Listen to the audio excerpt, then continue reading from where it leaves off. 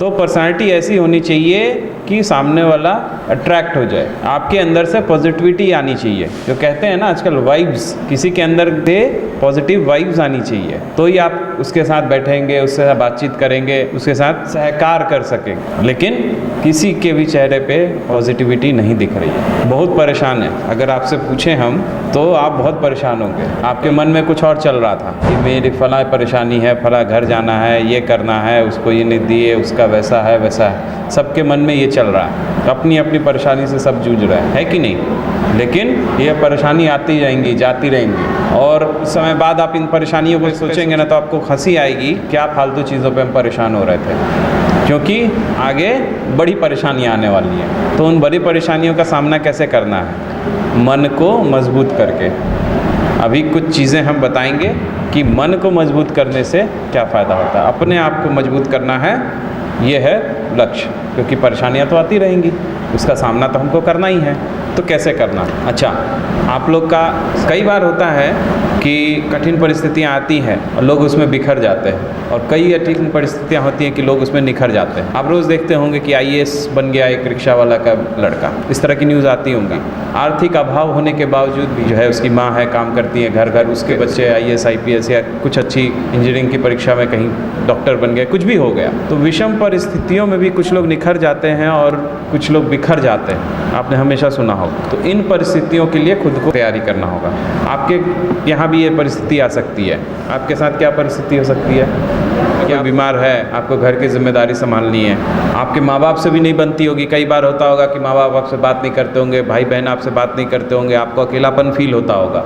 तो इस तरह का होगा तो और पढ़ाई में भी मन नहीं लगेगा, मन करेगा चलो घर से बाहर कहीं बैठे एकांत में रहें, किसी से बातचीत ना करें। दोस्त लोग भी वैसे नहीं होंगे जो आपको सपोर्ट करें, आपकी गलतियों में आपको सपोर्ट कर रहे होंगे, लेकिन आपकी परेशानियों में कोई आपको सपोर्ट नहीं कर रहा होगा। आप अपने आप को बहुत बहुत बहुत अकेला पाते होंगे। ये होता है, आप जिस उम्र में हैं आप कहीं ना कहीं उस फेज से गुजर चुके होंगे या गुजर रहे होंगे, जब आपको लगेगा कि कोई मेरा साथ देने वाला नहीं। उस परिस्थिति के लिए आपको तैयार रहना है। कई तरह की प्रॉब्लम्स आएंगी, लेकिन उनको फेस कैसे करना है बस छोटी सी बात ही बताएंगे। कई परिस्थिति होती हैं जिसको आप नियंत्रित कर सकते हैं, जैसे मोबाइल देख रहे हैं, टीवी देख रहे हैं, खाना खाने में मन लग रहा है, दोस्ती यारी रिलेशनशिप ये वो सब कुछ होता रहेगा, लेकिन इन परिस्थितियों को आप कंट्रोल कर सकते हैं। जो इंद्रिय संयम की बात कही गई है हमारे मिशन में, इन्हीं सब चीज़ों को इंद्रिय संयम की बात कही है। जो आपकी 5 इंद्रियां हैं उनको आप नियंत्रित कर सकते हैं। और कुछ ऐसी सिचुएशंस आएंगी, जैसे हमने कहा कि घर में कोई बीमार पड़ जाएगा तो आपको जिम्मेदारी उठानी पड़ेगी, तो आप जो पढ़ाई कर रहे हैं वो नहीं कर पाएंगे, तो वो अपने कंट्रोल से बाहर की बात है।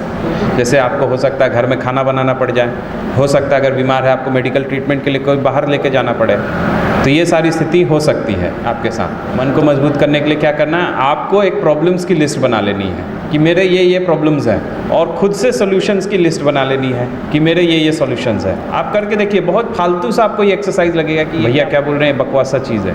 इससे क्या होगा, आप घर में जाके आज रात में सोने से पहले ये बनाइए कि मेरे साथ ये प्रॉब्लम्स है और ये इसका सोल्यूशन हो सकता है।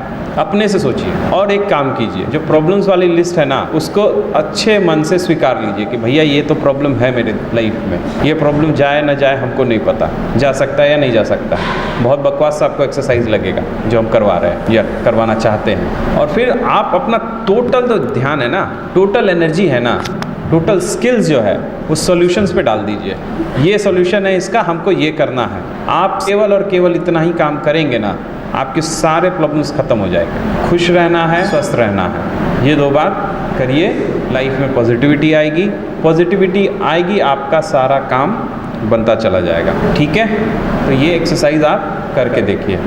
आपको लग रहा होगा कि सर ये एक्सरसाइज से कोई फ़ायदा नहीं होगा, हम डेफिनेटली फ़ायदा होगा, बहुत अच्छा फ़ायदा होगा। आप करके देखिए। उमंग में कमी नहीं आनी चाहिए। कोई भी काम कर रहे हो, कोई भी लक्ष्य हो, कितनी भी परेशानियाँ आ रही हो, उमंग में कमी नहीं आ रही चाहिए। कोई भी बड़ा लक्ष्य साधने जा रहे हो आप, जिस दिन उमंग में कमी आ गई ना, जो आधी लड़ाई है वो आप वहीं हार गए होते हो। और उमंग में अगर में कोई कमी नहीं है, कोई भी परेशानी नहीं आ रहा है, बार बार आप प्रयास करेंगे और कभी न कभी उस लक्ष्य को पालेंगे। तो उमंग में भी कोई कमी नहीं आनी चाहिए। ठीक है, अब ये हल्की फुल्की प्रैक्टिस कीजिए।